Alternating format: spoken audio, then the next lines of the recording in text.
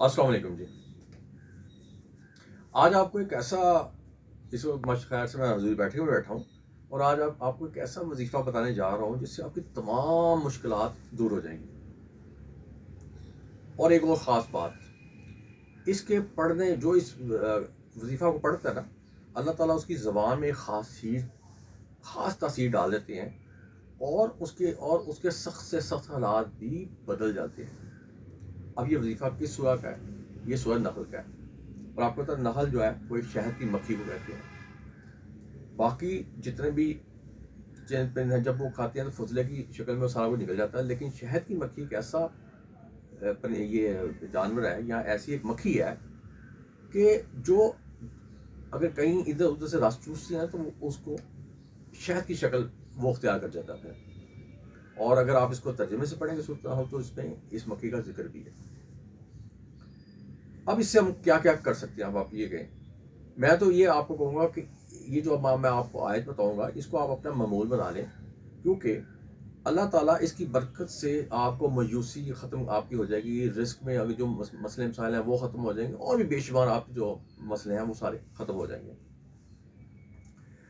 اب یہ جو آیت ہے یہ اس کی کیا اہمیت ہے؟ یہ آیت حضور صلی اللہ علیہ وسلم پر اس وقت نازل کی گئی جب آپ کو دعوت اسلام جب آپ دیتے تھے نا، تو اس وقت آپ کو بڑی تکلیف پہنچائی جاتی تھی. تو اللہ تعالیٰ نے جب آپ کو تکلیف پہنچائی جاتی تو اس وقت اللہ تعالیٰ نے حضور صلی اللہ علیہ وسلم کو صبر کرنے کو کہا. سب سے پہلے صبر کرنے کو کہا. اب ہوتا کیا تھا، جب مشرکین جو مکہ تھے اسلام قبول نہیں کرتے تھے تو آپ پریشان ہو جاتے، اور وہ عجیب وہ سازشیں آپ کے خلاف کرتے ہیں. وہ سب چیزوں سے آپ بہت زیادہ پریشان ہو جاتے ہیں. تو پھر اللہ تعالیٰ نے آپ فرمایا کہ اے میرے پیغمبر، اے میرے رسول، اے میرے محبوب، ناراض پریشان نہ ہو.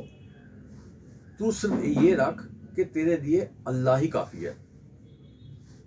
اور ایک یاد رکھیں، جو بندہ اللہ کی راہ پہ چلتا ہے، صبر اختیار کرتا ہے، اللہ تعالیٰ اس کی مدد فرماتے ہیں. ان شارٹ کہ جو خیر کے راستے پہ چلتا ہے اللہ تعالیٰ اس کی مدد فرماتے ہیں، اور الٹا اس کے دشمن پہ غلبہ بھی پاتے ہیں. ایک دفعہ حضرت عائشہ رضی اللہ تعالیٰ عنہ فرماتی ہیں، حضور سے ان سے پوچھتے سوال کرتی ہیں کہ جی کہ کیا احد کا آپ کو سارا واقعہ پڑھا، کیا اس دن سے بھی زیادہ کوئی آپ کے لیے سخت دن تھا؟ تو آپ نے فرمایا، اے عائشہ، تمہاری قریش قوم نے مجھے بہت زیادہ تکلیف پہنچائی لیکن میں نے ساری برداشت کی. لیکن اگر تم دن پوچھو تو سب سے سخت دن عقبہ کا میرا گزرا جب میں نے رئیس طیف کو تبلیغ کرنے کی کیا اور اس نے منع کر دیا. اور اس تکلیف میں وہاں سے نکلا اور آگے جب تھوڑا سا میں گیا اور جب مجھے ہوش آئی تو میں نے دیکھا کہ میرے سر کے اوپر ایک بادل کا ٹکڑا ہے، اور اس میں جب میں نے دیکھا تو اس پہ حضرت جبرائیل علیہ السلام بیٹھے ہوئے تھے اور مجھ سے مخاطب ہو کہتے ہیں کہ اللہ تعالیٰ نے پہاڑوں کا فرشتہ آپ کے لیے بھیجا ہے. اب تھوڑی دیر بعد وہ فرشتہ حاضر ہوتا ہے اور آپ کو فرماتا ہے کہ اسلام دعا لے کے آپ کو فرماتا ہے کہ جی مجھے اللہ تعالیٰ نے آپ کے پاس بھیجا ہے.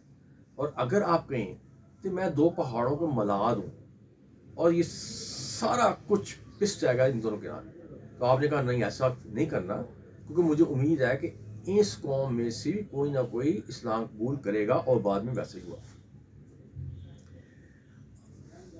اب یہ جو سورہ نحل کی میں بات کروں نا، یہ آپ کو 14ویں پارے میں ملے گی.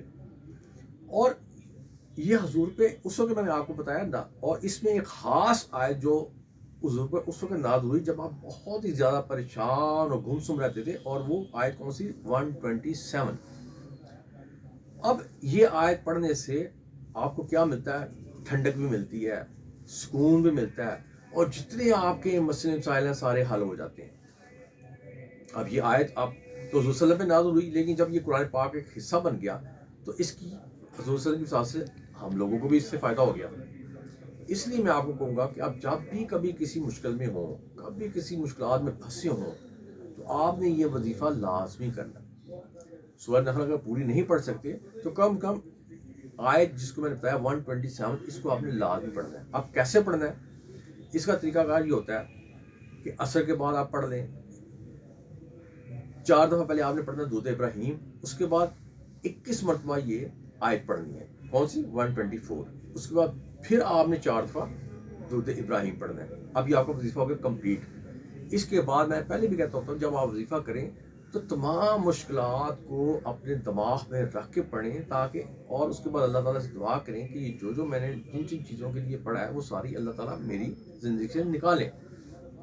और एक चीज़ हमेशा याद रखें ये वजीफ़ा करते हुए कि हजूर सल्लम के ऊपर खसूसन ये आयत नाज़िल की गई थी। क्यों?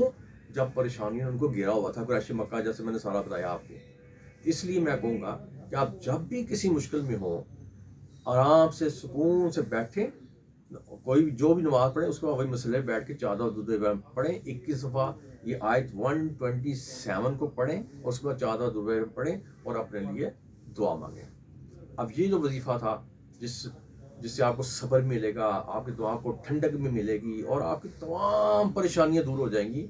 और ये आयत कहाँ जाके मिलती है ये भी मैंने आपको बता दिया। अब मुझे उम्मीद है कि आप इससे ज़रूर फ़ायदा उठाएंगे। अब इसके साथ में आपसे इजाज़त चाहूँगा। ये कहना वो तो वही